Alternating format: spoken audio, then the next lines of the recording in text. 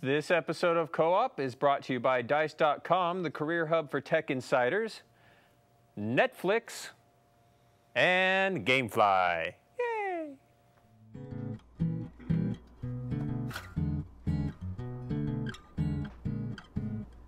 Hey, dude.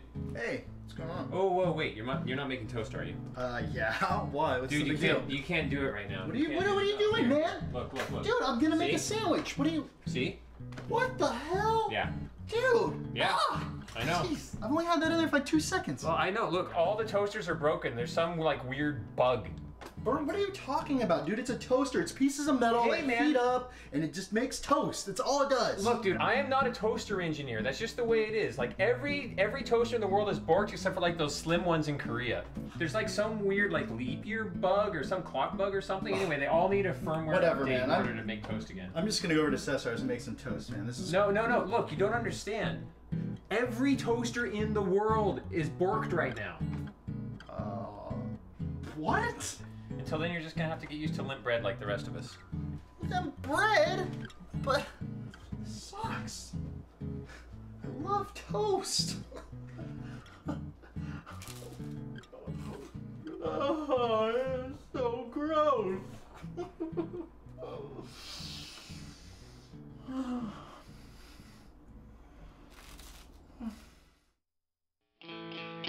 What if life was more like a video game?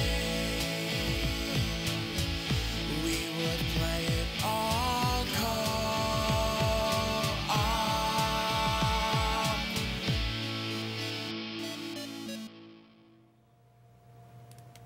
You know, sometimes I really love our job. Okay, all the time I really love our job.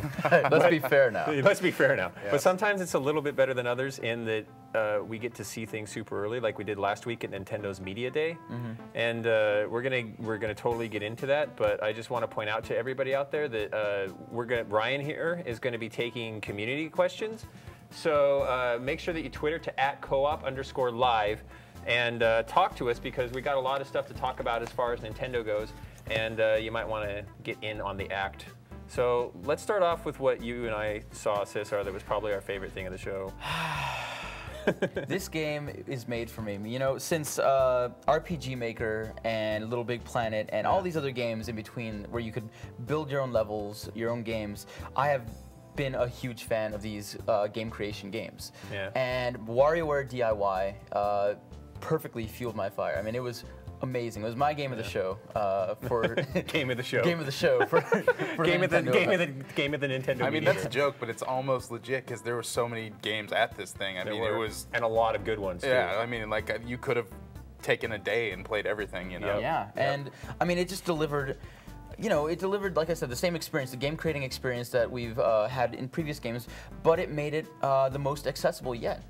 You know, it made the other games. You know, you'd spend 40 minutes or 40 hours sometimes in RPG Maker. You know, crafting art assets and story and everything. And even in Little Big Planet, you know, you'd spend maybe 6 hours building a good, solid platformer. Yeah, and those games have amazing tools for creating games, but they are really complex and they're really hard to get into. And WarioWare D.I.Y. actually makes it more bite-sized. You know, it makes it so that you can build a game in 15 minutes.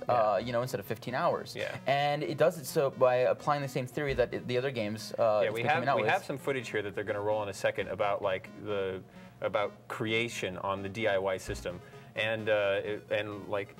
The thing about it is that they really did simplify it down to like the core elements. You know, like right when they bring in a game, well, first of all, you can edit any of the games that are already on the system. It has tons of little WarioWare bite-sized adventure things that you can put together on your own. But this right here, what I thought was one of the coolest things is that like the logic that you use to control the individual games it's in basic English, and it kind of has like how did you say it? It has like it's like a Dreamweaver for programming. You know, exactly. It's like the closest anyone's come to making a point-and-click game programmer. You know, it's great. And it's super cool that it's in plain English. Like you can. Like it constructs things in actual sentences. You don't have to keep track of lots of variables or different data. And when you're seeing and like when you choose actions, it'll show it to you right on the screen what this action is going to do. And so for our little demo here, the guy took an existing Mario game where the only thing you got to do is press a jump button and have him jump, and he changed it so the Mario just like shoots off screen when you when he just click simply the jump changed button. the behavior with a simple point and click command, and it it showed it there, just reprogrammed for him. Boing. And you press jump, and he's off in the sky now. It's, Right. it's So a great like way. and he didn't have to type in anything. All he had to do was just go through the different logical commands and insert the right words in the right spot. And one of the other great things about this is you can create music. You can create all the assets in here, including the music, which comes. You can edit it with this music editor, which is kind of like Mario Paint. Yeah, yeah. Only it's even more robust. It's like a full Trax editor, and you can totally create things completely from scratch. Yep. And which is of course awesome. But like, one of my absolute favorite things was when you click on the little maestro, and he'll generate something for you. Yep, something you want, something you like. Exactly. So he wants you to choose it based off, kind of these qualities of whether it's fast or whether it's spooky or whatever. And then he composes something, you listen to it, and then you decide if it's something that you actually want to incorporate into your custom tracks, or you reject it and have him start over again. I mean, these little things they do, like having the maestro and having the editable games that already packed in, just make it even more accessible than ever to make a game. Yeah. Oh, we got a question. I got a few questions actually. Shoot. So Waspy Gravy wants to know how many different templates are in it, or is it just blank? And do you just start from the base games? I don't know how many templates are in it, but it had a lot. I mean, like it was mostly just base games to work from, and like all of the assets that are in there for all the games, all the WarioWare games that are already in there, you can work from any of those and manipulate them together in any way you want. So it is a full, robust WarioWare game to begin with. They Are Poison actually want to know, does it have a single player game? Yes, it does. It has the you WarioWare. You don't have to do the creation if you don't want to. Exactly. It's still just a whole new WarioWare game where you can, choose a random mode and play through all these, mixed match games, or you can play themed ones, or you can, train in their dojo still. And then Reef Trigger wants to know, can you upload pictures? No, I didn't see any picture upload stuff. It didn't seem to take advantage of DSi camera. So no pictures of phalluses or anything yes, like that? You cannot have a phallus jumping over a phallus well, as your game. Hold on, you cannot take a picture of a phallus, but you can draw a phallus. So that's the other thing is, besides the music creation tool, there is a great art asset editing tool. You can take the in-game assets and change them up, draw on them, or wipe them clean and start from scratch, as well as a comic book maker tool, which you can use the art tool to build your own comics. And the funny thing about the comic book makers, I'm like, why is this even in there? It's just, because it's cool and because they could. So you make like simple 4-panel comics. And then of course, like it really is this game becomes kind of an overview of the entire game industry. Like there's the whole thing about once you're done with a game, once you're done with the music for it and everything, you can ship it out as a finished product. And I don't mean ship as in like share it online. I mean ship it as like within their little game world. Like yeah, initially I thought he'd be like, okay, publish your game, click it, and it goes out. But no, you actually get to choose the cartridge. You get to choose the system it's for, essentially, with the shape. You get to choose like the color, the label. You get to choose everything that a game publisher would get to choose when he's making a game. Right. So, and then like that allow and prohibit is like if somebody else imports your game, allow them to manipulate it or prohibit them from. So you can lock your game design. Yeah, you can copyright in game. Yeah. And then like you can actually see what it looks like to put your little cartridge on a shelf in a store. I don't know why you'd put it in the lower right-hand corner, but whatever. And then once it's done, it of course loads it into a truck. And ta-da! It gets shipped out. There's several copies of your game so that your friends can play it. Yep. And then just like game developers out there and publishers, you can go and you can see how well your game does. You can look at the sales charts like that people currently obsess over. They call them the NPD charts, the NPD numbers, and people are like, how well did all these games sell? You've got them in game. Now they have a little algorithm that determines how well your game sells, and we don't know how the algorithm works, obviously. And this isn't online rankings. This is only inside the game itself. Right. But it's really cool because it's exactly like what a developer would want to see when they're looking at the sales of their particular game. Like here we can see a game that kind of has a long tail. It didn't just have a big opening weekend, And it's like, well, I don't really know what qualities went into making my making my game like this, you know, but I can go into the forum, and it's almost like going into a forum online and seeing what the kids are saying about your game. Maybe minus the trolls. Maybe minus the trolls. But yeah, you can go in and, you know, post little things or read other people's posts. But Right. mostly, it's a really cool way to give you tips on how to improve your games. Exactly. Which is a really neat way to do it. I mean, it's just this robust package is just like so much packed into this little DS game. It's great. It's amazing. Well, and it's like you said to me yesterday. You said this is like the entire gaming ecosystem in a little DS package. And I think that's a really good way to look at it, because like if you want to sort of have a kind of a tongue-in-cheek take on what it's like to be a game designer in the modern world, you could play DIY and sort of have that experience. So is it, well, our church wants to know, is it our church much? Man, hard to say Twitter names live on the air. Is it DSi only, or can you play it on older DSs as well? I think it's DS anything. Really? Yeah. Yeah, it didn't seem to have camera functionality Right. or any special like microphone functionality. So Yeah. I would assume this would work with any DS. Yeah, honestly, we don't know that 100%, but Right. it looked to me like he didn't say anything specific about it being DSi. Interesting. But- Sugarbeard wants to know: can you share your the games you make with your friends, and could they edit them as well? Yeah, you can, unless, of course, like we were talking about before, unless you protect it. Like you can Got it, decide that okay. the game can or can't be edited. Locked, yeah. And Yeah. one more, Javatron wants to know: did they say anything about being able to export the music that you make in the game?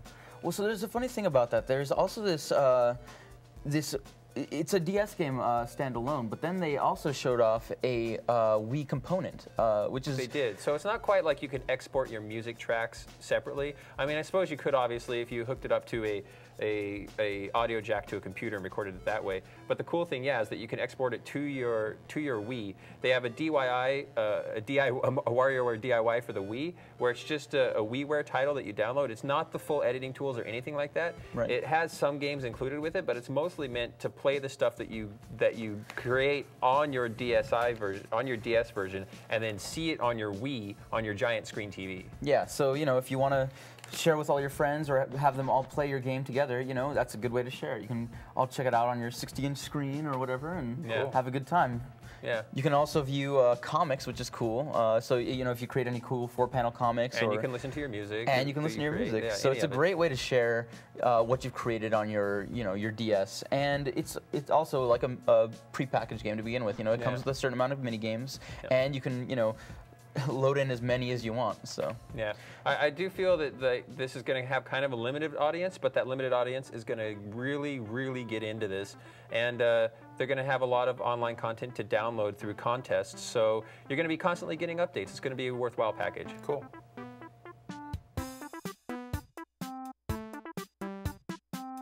So as usual, we like to thank our sponsors, and this week we have a new one. It's Dice.com, which is a job site. And if you want to find out about jobs where maybe you want to work on games instead of just playing them, well, look no further than your friends at Dice.com, the place for tech jobs, where you can search over 50,000 tech jobs at every level and in every field, even gaming, of course. the employees tech pros want to work for are on DICE. Register and post your resume today. Get started finding that job, developing gaming engines, working with Flash, testing new consoles, or anything else tech-oriented. I saw a couple listings on DICE, you know, people working with C++, Flash, that kind of stuff. Yeah. So if you're a game programmer and you're looking to break into the industry, that's probably a good place to start. Totally. But of course, there's a lot more than jobs on Dice.com. You can get resume building tips, you can get tools to lift yourself to the top of the pile, and advice to give your tech career a boost. So Dice.com, go there. Do it.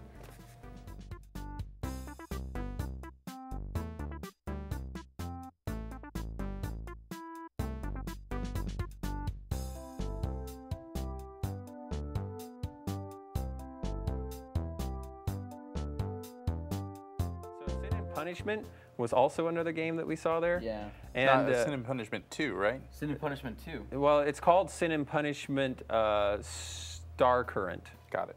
But it is the sequel Yeah. to the awesome 64 game, which never came stateside.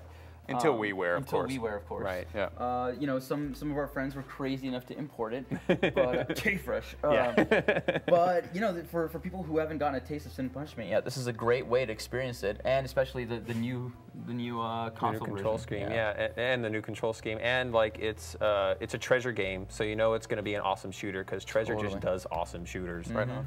And so as soon as you can, bring up the footage because we want to show people what this game looks like. Oh man. And yeah, here it is. So this is just an opening cutscene, but right away, right when I was playing this and I hopped into the control scheme, I was like, oh man, this totally works. Not only is this a beautiful game, especially for a Wii game, I mean, like you have these entire cityscapes, which I didn't even think of the Wii as something that could render very well.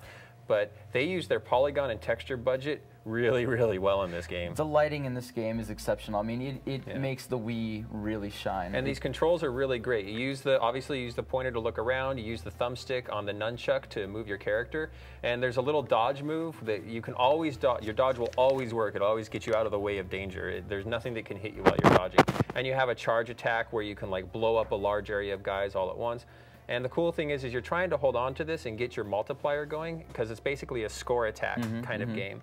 And of course, just like any other Treasure game, it's got great boss battles and a lot of them. So like, I mean, what really makes this Treasure game for me is that even though they have a very simple control scheme, you know, it's point and click essentially with different, you know, clicking. Right. It looks great and gives you a really, really intense feeling easily with so much going on screen. Well, it does the total bullet hell thing, but in 3D. You know, you're moving on a 2D plane or whatever, but like everything is coming at you in 3D, and it just it felt like, all right, here's a really great evolution of the shooter genre with a really unique control scheme that you can only do on the Wii. So it's a great application. Yeah, one of the things I've always liked about Treasure games, I mean, the one that specifically comes to mind is Astro Boy on the Game Boy Advance. You know, there were so few buttons. Like, we're so used to having so many buttons and movements on our Wii controllers and all this sort of thing. In a game like Astro Boy, you had melee combat and ranged combat, and it was all done by how long you decide to press the button or whether or not you're rapidly tapping it and that sort of thing. And it seems like this is sort of a new evolution of that. You know, of course, there's the pointing, but then your melee attacks and your ranged attacks are just based on how long you press it, and that seems like a pretty good way to do it. Right, and it keeps, and you know, with the Wii system, it's kind of hard to like get your fingers to a lot of different buttons. It's really set up for a specific kind of control scheme, and they use that to maximum effectiveness. So Moza54 and Matt Calder are asking, I saw 2 characters, is there co-op play in this? There is, but it's kind of not, it's not like full-on co-op. We actually have a clip with co-op as well. Yeah, it's more like what Mario Galaxy had. It's like, you know, it has a pointer, and you can aid you can aid your other player with combos and like help slowing down enemies. But it's more of like a passive co-op, you know. Right. So you can see there's only Dead Space Extraction a little bit as well. Yeah, exactly. So you can kind of see that there's only one character on the screen here, and the other character is just a pointer. Yeah. And so that's kind of the cool thing about that is that, you know, like, I mean, it would be kind of cool, I guess, if there was another character on the screen, but I see why they did it, just to simplify what's happening to people. Well, the cool thing about this is you can really get, you know, as a viewer even, you can really get behind other players. You know, I was seeing your multiplier go up, and I was like, yeah, cheering you on. And when you start to go down, no. So it was really exciting for me to see you get, you know, you raise or drop your multiplier, and if you if you were a player helping them, you could then just like freeze enemies and help build multipliers. Then. Yep, and your co-op and your multiplier is joint, your score is joint as co-op. So the game's leaderboards are separate. If you're playing single player and you're playing co-op, you know, it's like. You're ranked on separate leaderboards, which is important because, like you said, it is like easy to get that co-op multiplayer. Oh, it is completely different. Yeah. And this is a score attack game, so things like leaderboards are kind of the only community, like you know, internet interaction thing that you're really going to be going for.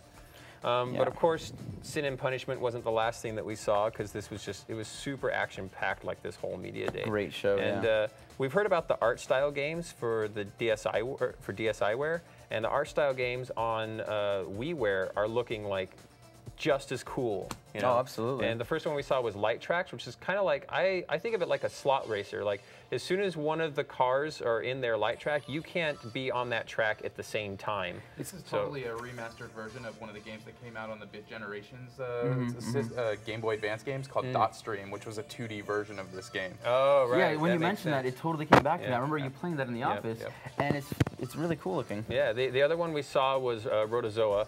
And this is cool. It kind of it's like a flow analog, but it does some unique things in that only the part of your body that is appropriately colored can capture the microorganism that's the same color. So if yellow touches red, you get injured, or if red touches yellow, you get injured. So as you grow, you have these tails which grow longer, and it becomes increasingly difficult to absorb the right microorganism with the right section of your body. And the only one that I played while I was there only had these 2 tails, but when I was in the menu, I saw ones that had like 3 and 4 tails, so I'm assuming it adds more colors and things like that. It looked like it could get really complex and really cool. And really intense. Yeah, really totally. awesome. So I'm definitely going to be getting those art style games because I'm a big fan of that, of the way that they do their stuff. Well, and the art style games on DS were cheap to begin with, right? Or Game Boy Advance were cheap to begin with. So I assume these will be appropriately priced. Like, really looking forward to them. You know? Yeah, I assume so too. Eric Kravik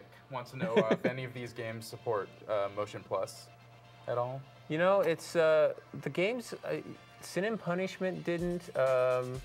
I don't think any of the games we saw that were really using Motion Plus. I'm sure they support them. I mean, it's not like it won't work with Motion Plus, but I didn't see anything. Sin and Punishment, we weren't using Motion Plus, and it didn't really feel like it needed it. The controls were super smooth. Extremely accurate, yeah. But none of the ones there really were highlighting it. No. Yeah. It's pretty interesting. I had a question. I can't find it anymore, but so I apologize for missing your name. But someone was asking about the release window for all of these games. Do you know when they're coming out? These ones that we were talking about, not specifically, but that was the thing about this media day, is that they're all really soon. Yeah, it was really cool to be able to see all these cool games, you know, including like Mario Galaxy and Metroid the Other M. Yeah, which unfortunately we don't have any video to show because they didn't allow us to take any video. The only thing that you guys are going to be able to see is the trailers, and we were like, why put the trailers in this show? You can go out there and get them online anyway. I played Metroid Other M. I played the whole demo. It was long, me too. Like 45 minutes. It was a good demo. It was pretty good. Good looking in the game. It's always hard to say. I didn't even like the Metroid Prime demo when I played it at first. Yeah. Oh, really? It wasn't until I got down to the planet and really started exploring that the game kind of opened up, and then I felt like, all right, this is like Metroid. And the same sort of thing happened in this demo where I'm like, yeah, it seems pretty cool. The controls are pretty good. The thing that really bugged me about it is it seems much less adult than Metroid Prime. The voice acting was a little... The voice acting and the story I'm not too into at the moment. Now they could still change it, who knows? But it seems pretty set. It's very anime style. Yeah. So if you like anime stuff, Japanese, you might probably be totally like into it. it. Yeah. But the controls and stuff seem relatively straightforward and fun. They did, and they felt like a Metroid game. But absolutely. Mario Galaxy, on the other hand, Mario Galaxy. Yeah. So I've always been a big fan of Yoshi, right? So as soon as they showed him off, I was like, oh man, I got so excited. And then they showed off his power-ups, and it's awesome because you eat chili peppers, you know, and it speeds Yoshi up. Right. And then the levels turn into like Sonic levels. You ride walls and whatnot. You're in a Yoshi level where you have to eat things that, you know, fruits that inflate you, and all of a sudden you have like a flying level with him. So it's really exciting to see what they're going to do with it. And from what we played, it was so much fun. It was, yeah. We had a really long demo session. We played a bunch of different types of games and worlds. It was really cool. But let's go back to a game that we do have footage of, and that's Photo Dojo.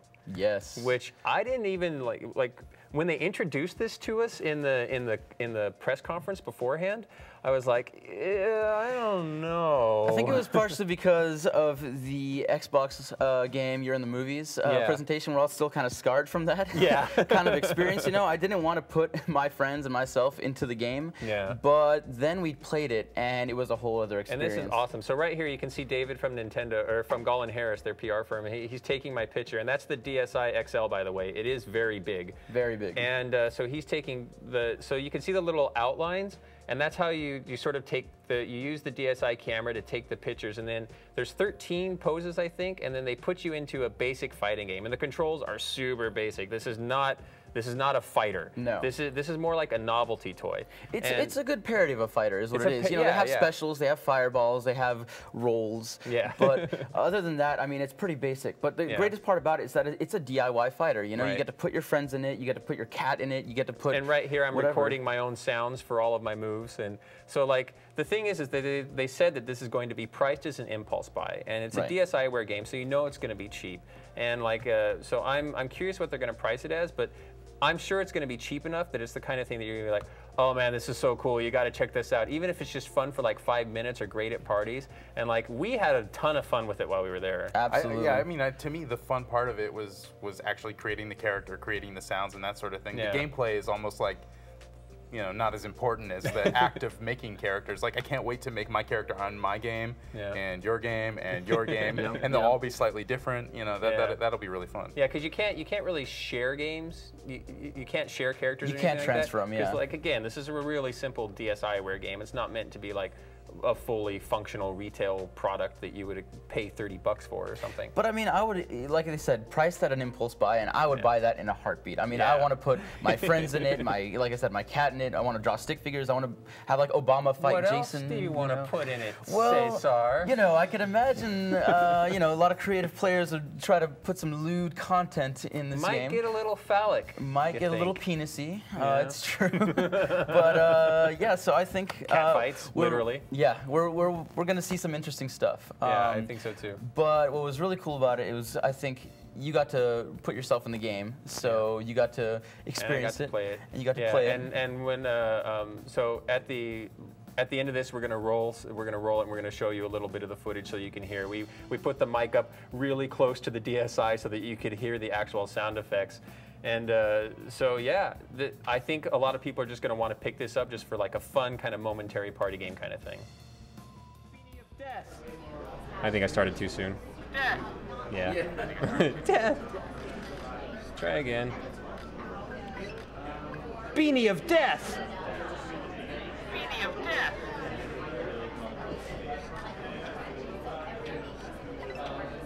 My tongue is more powerful than you. My tongue is more powerful than you. You can select any background. Yeah, that one is the artwork that's on the wall down the hall. Ah, cool. Kidney kick. My tongue is more powerful than you. My tongue is more powerful than you. That's all you got? Fist to kidney kick. Beanie of Death. That's all you got? Kidney kick. Fist to face. Fist to face. Kidney kick. Fist to my hair again. Oh, my hair again. Fist to face. Sorry, I didn't mean it. Hurt the king. Kidney kick. My tongue is more powerful than you. Fist to kidney kick. Fist to face. Fist to face. Fist to face. Oh, my hair. Beanie of Death. Beanie of Death. Kidney kick. Beanie of Death. Fist to kidney kick. So one of the other sponsors that we've had for a long time is Netflix, and you know, I'd be lying if I said I don't like rely upon it and need it, because it's basically my home film library, you know, that I can access from my Xbox 360 at any time. So thank you, Netflix, for sponsoring us. Netflix delivers movies directly to your home, saving you time, money, and hassle. As a Netflix Unlimited member, you get your movies by mail in about 1 business day. Plus, you can instantly watch thousands of TV episodes and movies streamed directly to your PC, Mac, or right to your TV via a Netflix-ready device like the Xbox 360, the PS3, and soon the Nintendo Wii console. Watch as many movies as you want. Shipping is free, and there are never any late fees and no due dates. Keep the movies as long as you like. As a new member and a co-op viewer, you get a 1-month free trial membership. Go to www.netflix.com/co-op and sign up now. Be sure to use this URL so they know we sent you.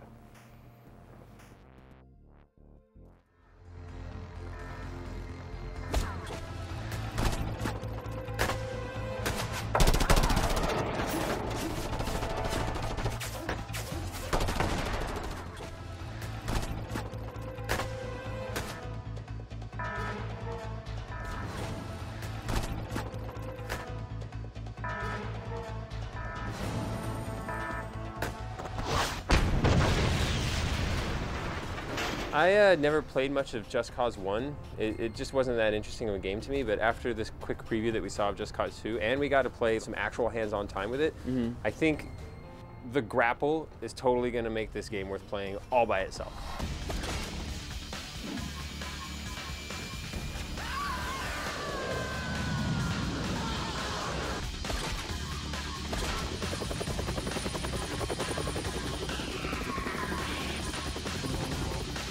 The cool thing about the grapple is that not only can you pull yourself forward and you can do the whole grapple yourself to a vehicle and pop out your parachute that we've seen in the preview videos before, but it has another function where you can latch any two things together. You're kind of a point A and a point B, and point A can attach to anything and point B can attach to anything. And from there, you know, chaos ensues, which is kind of the point of this game. Yeah. Because a lot of other open world games, you have your story missions, and then you have stuff that you can do in between those story missions, but they don't really affect one another. In this game, it's all about how much chaos can you cause in between the story missions to unlock the next story mission, to unlock the next ability. Yeah, I mean, it takes itself quite literally in that it even has a chaos meter that builds up as, you know, you destroy buildings and water towers and kill guys and, you know, blow up their facilities. And more than anything, the AI is a ton of fun just to mess with, you know? It's like, I mean, yeah, you can hook like a vehicle to a vehicle, but hooking like a guy up to a car and then just like dragging him around and having him say like, "Oh, you son of a bitch," you know, as he's driving is really satisfying. And it's something that I'm looking forward to doing a lot more of in the game. Well, and you can tie vehicles to vehicles, and they were telling us that if you had a big enough helicopter, you could actually airlift tanks and vehicles That around. is one magical cable. That is one magical cable, yeah, and he never runs out of it either. He never runs out, which is great because any object that has collision on it, you can grapple to, and you automatically pull yourself forward, and while you're pulling yourself forward, you can deploy your parachute, and the action of the cable will launch you into the air. And then you can kind of just like keep pulling the cable on the ground, and you're constantly like using the cable so with your parachute to glide over the landscape. And that's such, you know, and if you don't have a vehicle to get around in, this is like, well, you sort of actually do have a vehicle to get around in. You have your cable and your parachute. Your parachute becomes a vehicle thanks to this cable action. It's also great use in combat too, you know? It's really fun to just like grapple guys, pull them towards you, shoot them up in the air and have them like, you know, fly up, or just tether them to like the water tower up there and see them fly across the screen. I mean, it's a lot of fun, including the melee use of it too, which you can kind of bind a commando, just kind of whip it around, like a whip. you know? Yeah. And it's a ton of fun either to run around in combat or even just to use it as a weapon, you know, launching guys all over the level. Yeah, this game definitely gives me that Red Faction vibe because it's clear that they were promoting this as just a crazy, chaotic, fun, balls-out experience, you know? Like, and the rest of the game is almost incidental to that. Yeah. But I was actually really impressed as well with the terrain, because you start out in a beach and you go way up high into the mountains, and there's snow caps up there, and there's plateaus and lakes. It has the most verticality that I think I've seen in an open world game. Yeah, it makes me excited to see what the other bases and levels will look like, considering this was just like one sliver of this entire map, you know? Yeah.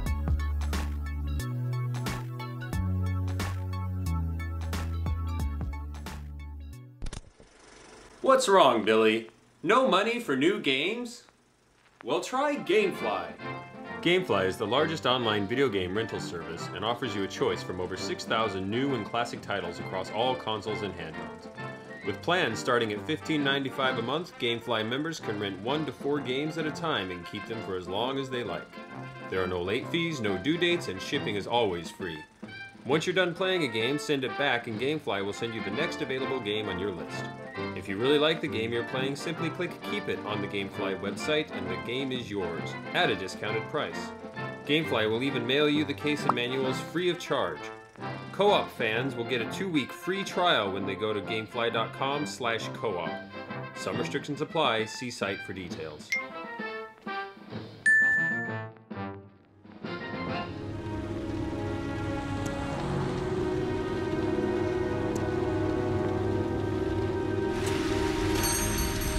Good evening. Good evening to you, sir. Can I help you, sir? Well, I hope so.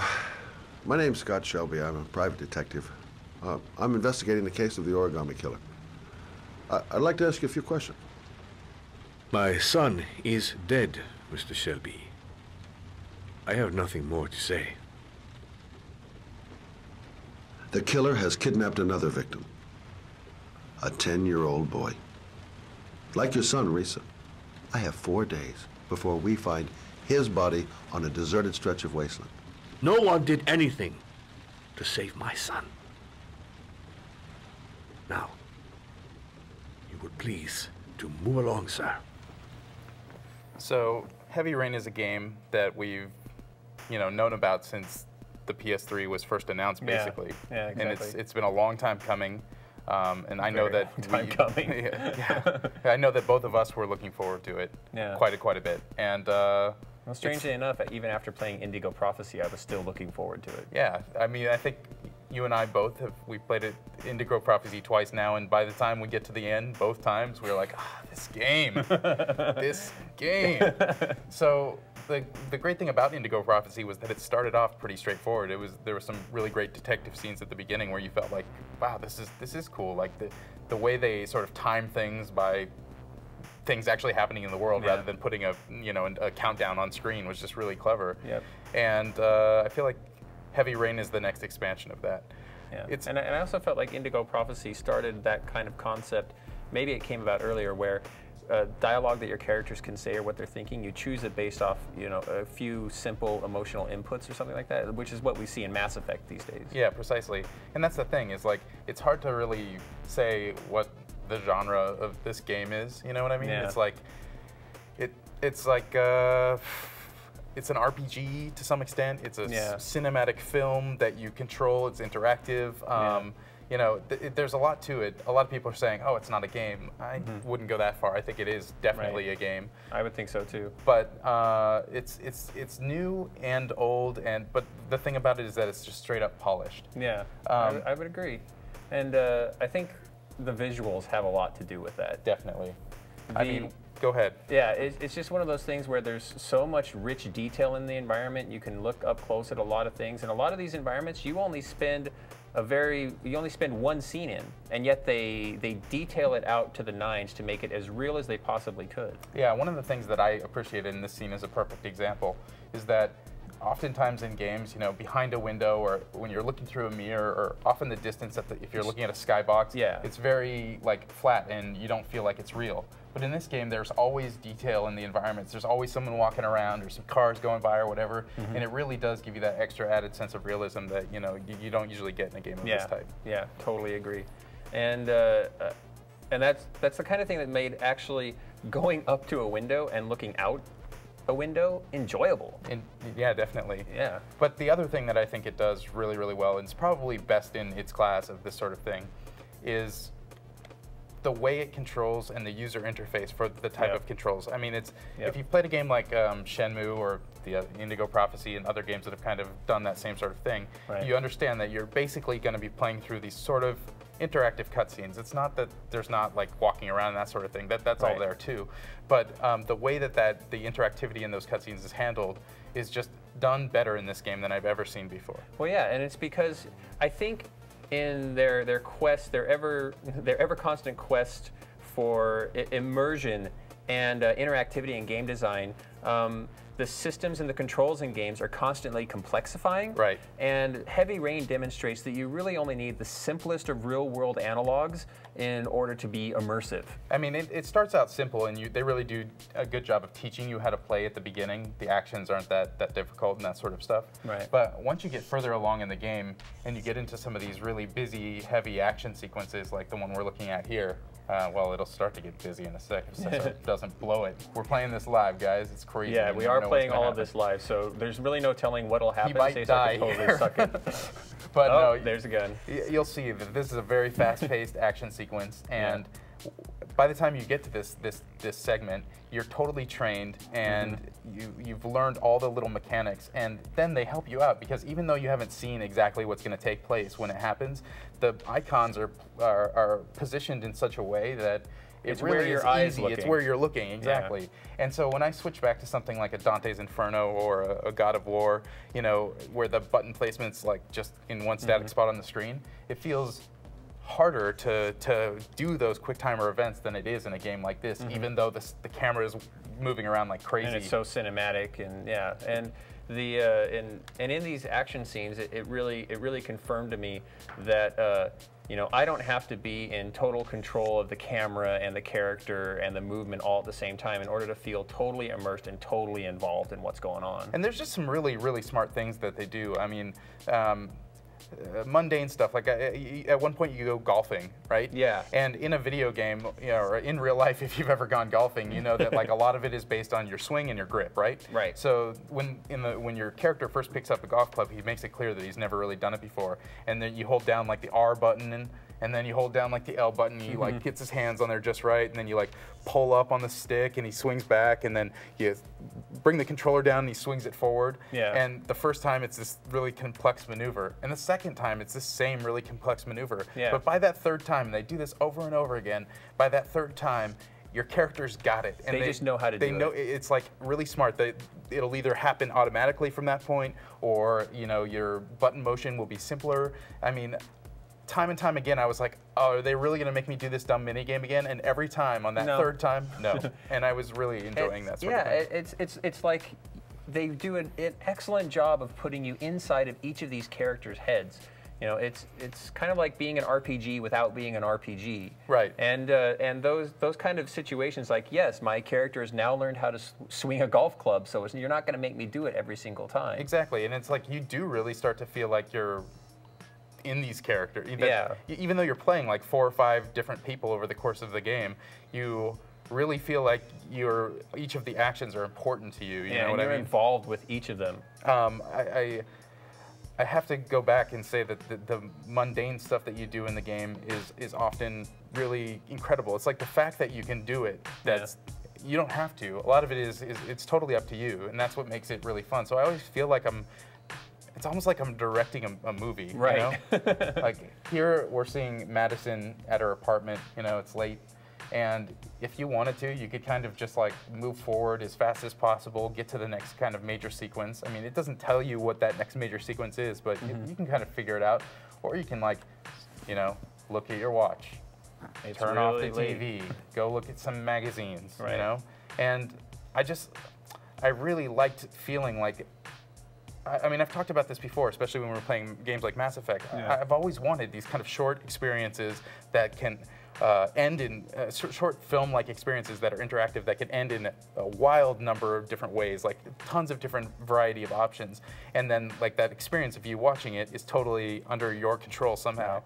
And this game kind of does that, you know? It doesn't seem like it has the wild variety of outcomes that I want. And it's more like the length of a game rather than the length of a film. Right. But I still, like, look at this. I mean, she's going over and just like leaning against a window. This is a totally optional sequence with really beautiful camera moves. The music swells here. You know, it makes it very dramatic, and that's completely unnecessary. It's up to you whether or not you want your character to go through that. But you're the one in control of the scene. And, you know, I'm not like you. I don't have a film background. So for me, I feel like I'm just helping tell a story. And that's where this collaborative nature of it comes into play. This game it's collaborative art, and that's what, you know, we harp on again and again when we talk about games. They are collaborative art, and I think this game really goes a long way to proving that this is what the medium has as its strength. This is stuff that you can't do in a movie. You know, like in a movie, do you really want to concentrate on all this mundane stuff? Do you really want to walk around and look out a window? And like, you know, in some movies, yes, when you're setting the scene, but like in this game, I feel like, okay, I'm telling this story, so this character, you know, they're going to go and get something out of the fridge. They're going to look out the window, and all of these mundane things become important because they're the character that I'm helping build with the creators of this game. Right. And it brings me to kind of one of my final major points, and I really think that this is important. And if you've watched the 1UP show or Co-op and you've heard me talking about games for years, you'll know that one of the things I really appreciate in game design is when a game feels very adult. Yes. I played Hotel Dusk on DS, and I felt this way. You know, I to some extent there was a little of it in Indigo Prophecy. You know, it started out that way, but Indigo Prophecy ended in a way that it felt like it was designed by teenagers. Exactly. You know, Shenmue to some extent has that, but this game, more than any of those other examples, seems to make no concessions. It's not made for kids. No. I mean, not that, you know, a really smart kid couldn't have a fun time with it, or shouldn't play it or anything like that. I mean, it's up to the parents. It does have adult content in it. content. But that's the thing, it's the way that it handles the content that's really great. I mean, this being in Madison's apartment here reminds me that, you know, we've seen a lot of games with nudity in them lately, you know, from your God of Wars or even Dante's Inferno. And when I'm sitting and playing those games, you know, if my girlfriend walks in, it's oftentimes it's a little bit embarrassing. But that never. Well, that's because it's gratuitous. Yeah. You know, it's like it's gratuitous. It didn't need to be there. It's there just because they can. You know, it's kind of it's like, well, since we can blow this guy's head off and have fountains of blood shooting everywhere, that's what we're going to do. Because we can show some tits, that's what we're going to do. Woohoo, M. Yeah, exactly. And it's not that, I mean, the scenes in this game, when you first are presented with them and you realize, oh, there's nudity in this game, right. There's sort of mundane, daily sort of activities, and it... Yeah, like in the beginning, you know, when you start out as the dad, he gets up and he just kind of, you can walk into the shower, there's nudity in there. Exactly. And that's just it, is like, when you realize, like, okay, this game is willing to go there. You know, some of the camera angles on some of those sort of mundane sequences might seem a little gratuitous, but no more. Some of them are a little bit, yeah. But no more than any film that I've ever seen. You know what I mean? It's definitely not like what what we saw in like a God of War game or anything like that.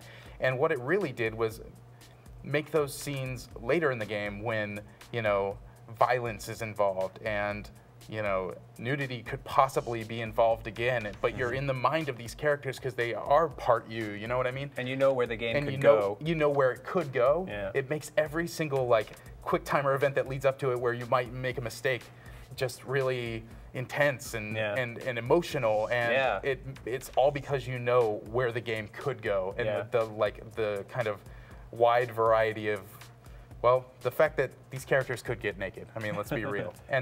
But that's just not it. I mean, it is a very adult game. The storytelling, the kind of things that your characters do, what they're saying. I mean, there's their motivations. Yeah, there's like, you spend, as a dad, you spend time with your kids in this game, you know, and it's just like really simple actions that, you know, wouldn't be fun if you thought about them in terms of like a normal game.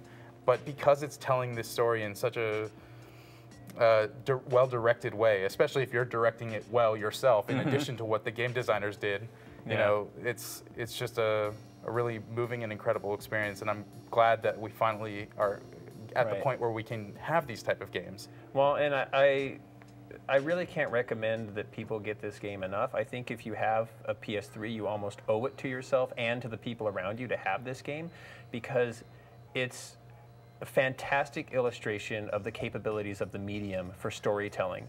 And it's the kind of thing that even if you're not a hardcore gamer, you can play this game. You play it on the lowest difficulty level and you're going to have a great time.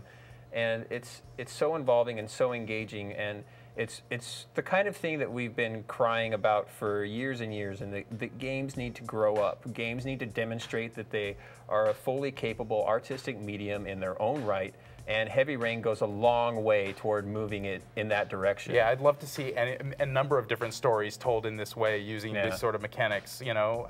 It's not perfect. No. But it's a giant step forward. Yeah.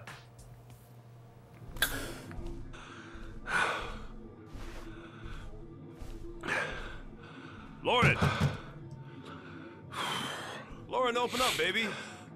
It's me. Troy, what are you doing here? I already told you I don't want to see you anymore. Sorry, Dal, but I really wanted to see ya.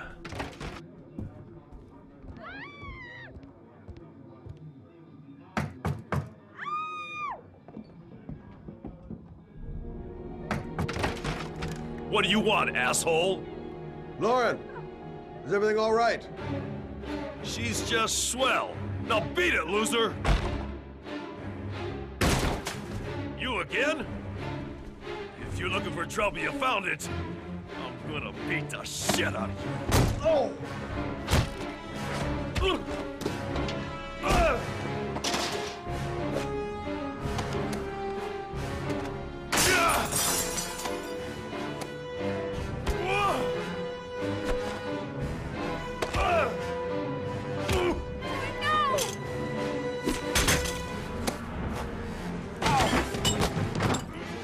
Troy, stop or I call the cops! Troy, I will call the cops!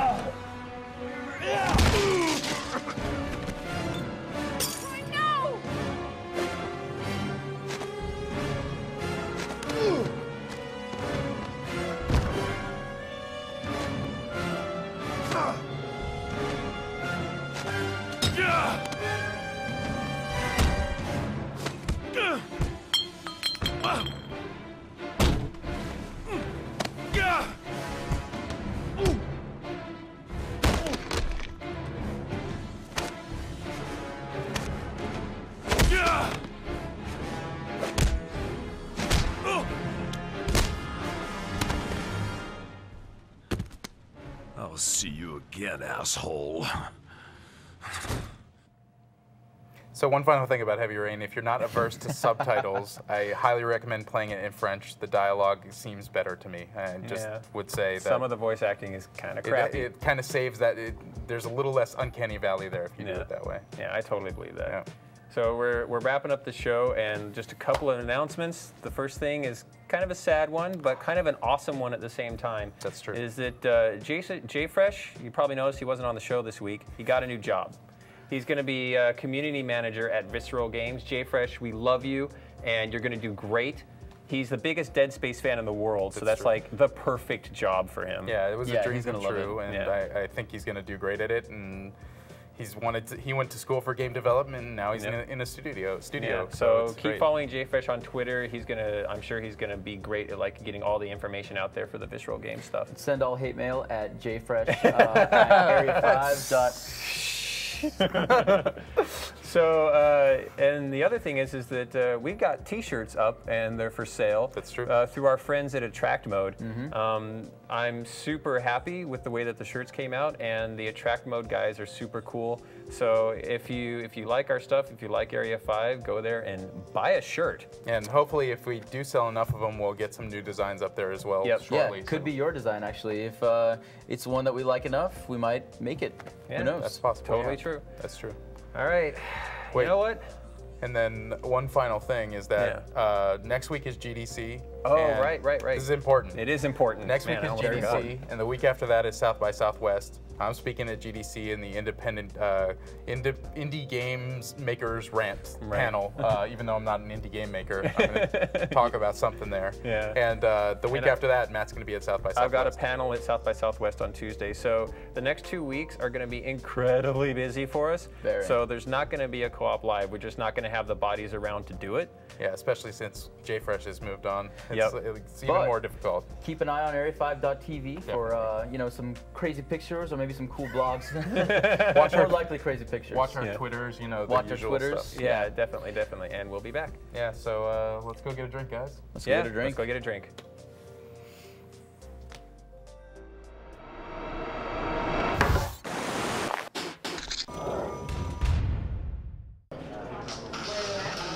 I'm gonna have to try to control both of them, I guess. Is that all you got? My tongue is more powerful than you. Kidney kick. Fist kick. Kidney kick. My hair again. Beanie of death. My beanie of death. Fist two. My hair again. Fist. My hair. Beanie of death. Beanie of death. My hair again. Fist two. Fist. Fist two. Fist two. My hair again. Kidney kick. Fist two. Fist two. Kidney kick. My beanie of death. Beanie of death. Beanie of death. Beanie of death. My hair again. Sorry, I didn't mean it. Ow. I can shake this off. No problem. Here we go. My hair. My hair again. You're terrible. Oh my god.